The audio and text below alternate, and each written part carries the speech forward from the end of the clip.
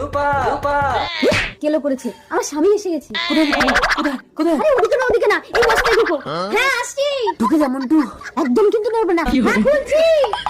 কি ব্যাপার, দরজা খুলতে এত সময়? এখানে বস্তায় কি? তোমার বাদ দেওয়া জামা প্যান্ট গুলো গুছিয়েছি। আরে সব অপ্রয়োজনীয় জিনিস গোছানোর কি আছে?